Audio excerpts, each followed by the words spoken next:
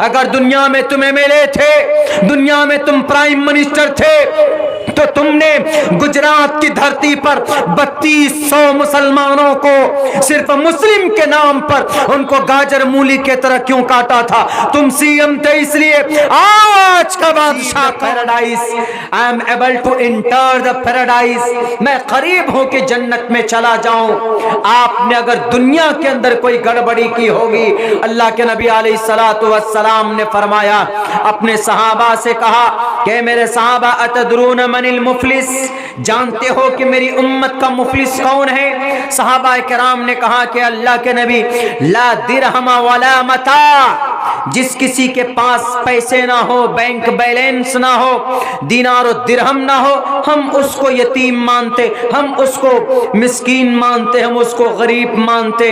अल्लाह के नबी अलैहि सलाम ने कहा कि मेरी कौम का वो बंदा यतीम और मिस्कीन नहीं, मेरी कौम का वो बंदा यतीम और मिस्कीन है जिसके पास बहुत सारे रोजे, बहुत सारी ज़कात की नेकियां और बहुत सारे और भी अच्छे नेकियों के अंबार लेकर हाजिर होगा कल क़यामत में, लेकिन उसने किसी को गाली दी होगी, किसी की जमीन पर नाजायज कब्जा किया होगा, किसी को बुरा भला कहा होगा, किसी को अपनी जुबान से तकलीफ पहुंचाई होगी, किसी का मर्डर किया होगा, नाजायज तरीके पर किसी का चैनल खरीदा होगा, नाजायज तरीके पर मार्केट को लूट लिया होगा, नाजायज तरीके पर लोगों को बेवकूफ बनाकर एयर कंडीशन रूम में बैठकर उद्योगपति लोगों को खरीद कर एनएफटी और शेयर मार्केट को डाउन और एनएफटी के अंदर में अपनी वाहवाही लूटी होगी, तो अल्लाह तबारक व तआला कहेगा उस बंदे से क्या, आओ सामने खड़े हो जाओ। यहां तक के बेसींग वाली बकरी पर अगर सींग वाली बकरी ने आक्रमण और हमला किया है तो कल क़यामत में उस सींग वाली बकरी से भी हिसाब किताब होगा कि तुमने बेसींग वाली बकरी को क्यों मारा था। अगर दुनिया में तुम्हें मिले थे, दुनिया में तुम प्राइम मिनिस्टर थे, तो तुमने गुजरात की धरती पर 3200 मुसलमानों को सिर्फ मुस्लिम के नाम पर उनको गाजर मूली के तरह क्यों काटा था? तुम सीएम थे इसलिए आज का बादशाह कौन है? लिमनिल मुल्कुल यौम, आज का ताकतवर कौन है, तुम या मैं? आज की कैबिनेट किसकी है?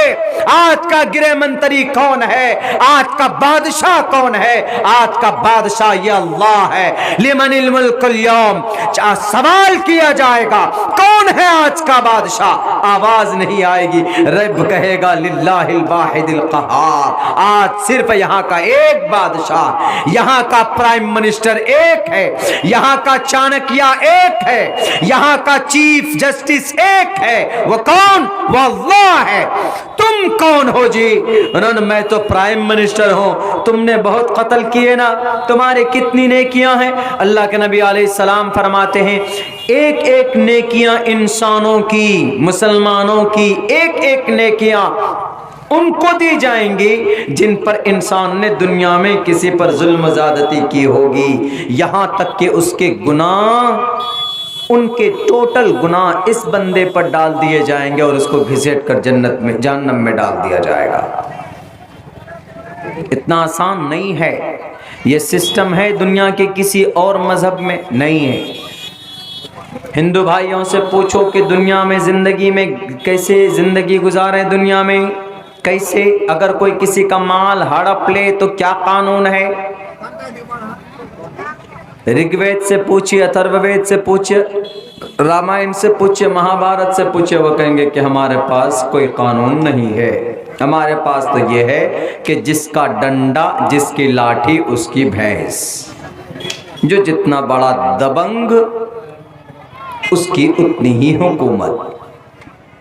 क्या कोई कानून नहीं है ईश्वर के तरफ से? वो कहेगा कि नहीं, बस सिर्फ मरने के बाद पापिस शास्ते परपशांति यम रूपम भयंकरम, यमराज आएगा, अच्छा इंसान होगा, अच्छी आत्मा होगी तो उसकी आत्मा को लेकर आसानी के साथ उसकी आत्मा को लेकर जाएंगे, उसको स्वर्ग में या नरक में डाल देंगे। लेकिन अगर कोई बुरी आत्मा है, यम रूपम भयंकरम, तो उसकी आत्मा को खींचते समय ही, लेते समय ही उसको तकलीफ होगी, लेकिन उसको लेके जाके नरक में डाल देंगे। बाकी और कुछ कल क़यामत में कुछ नहीं।